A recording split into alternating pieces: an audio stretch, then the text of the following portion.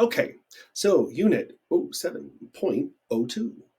I want to point out that you're going to notice that I do O2, O3, O4. It's a good habit to get into because we do that with pretty much every number combination that ends in an O and a digit. Years, 1802, 1905. We always do the O5. 100, O5. It feels like an extra step, but this is much clearer than this. 1905. What that we don't. It's very confusing. The O5 makes it absolutely clear. So get used to doing O2, and we're doing finger spelling. Yay!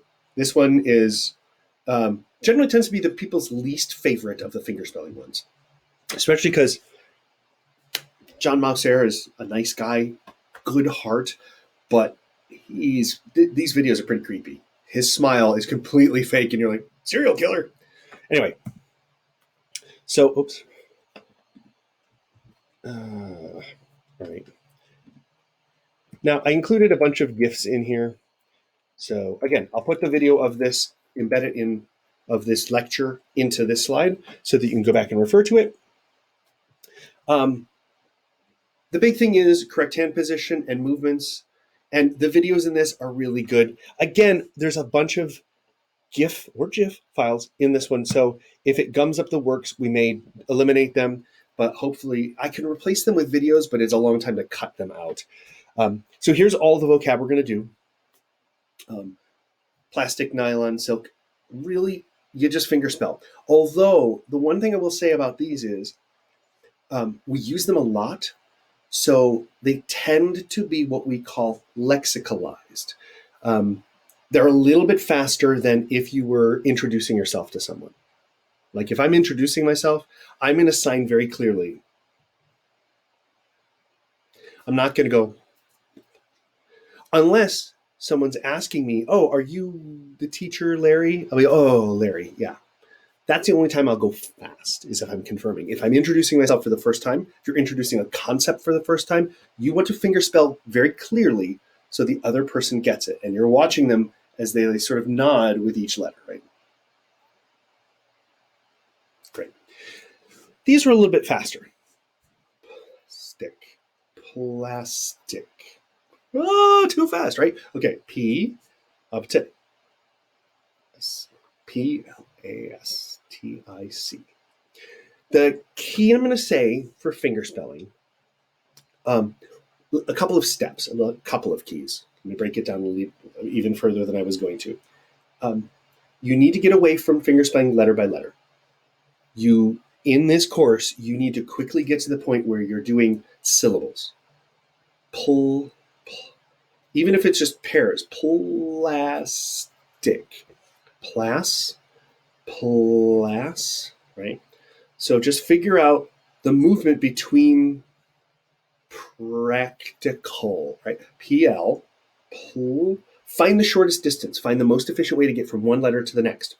I recommend a technique that I did when I was just starting out learning ASL is I would go A, B, A, C, A, D, A, E, A, F, A, G, A, H. Just go through letter by letter. There'll be combinations that don't ever happen in English, and that's fine. Because the one time you get that in some other foreign name and you're having to spell it out, it'll be a weird thing. So practice any kind of combinations. If you see a name or see a title or a product where it's like it's weird English, what we consider weird because it's not a normal letter combination, finger spell it till it's smooth. Product names. Nesquik. Remember, it's Q-U-I-K. There's no C, and we don't usually do I-K in most words. Usually it's I-C-K. We do like if there's an ending, but not with ick. So those kind of things. Look for the unexpected. Names are great. So we'll go through all of these, and you can see in the GIFs, I even put the textbook's explanation of them, where P starts with it down, and tilt it a little bit inward because it's going to be easier to go up to the L. Plastic. Plastic. You'll start to notice that letter combinations have a shape. And that's the next key, is that once you've gotten past the letters and you're now doing sound groups, pairs or syllables, now you'll start to notice that those shapes, those groupings have shapes, and that's what you need to start looking for. So for example, I've done pre in the past, PRE, PRE. Let me go up so we're not getting the gift. PRE. When I see that in a word, in a long finger spelled word, it starts with a down P, goes up to an R and down to an E. It's a boom, boom, boom. It's kind of a bounce.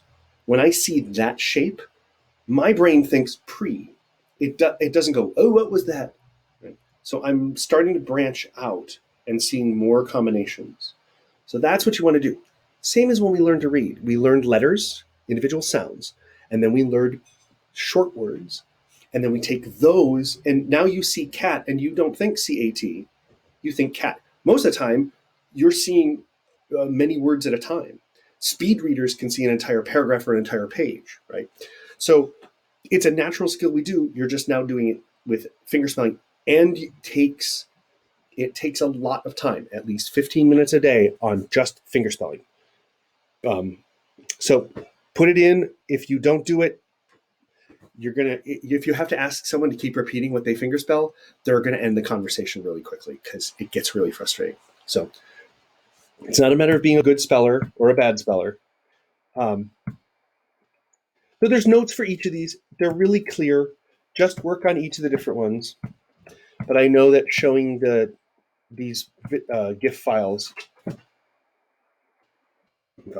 showing these GIF files can slow down the recording.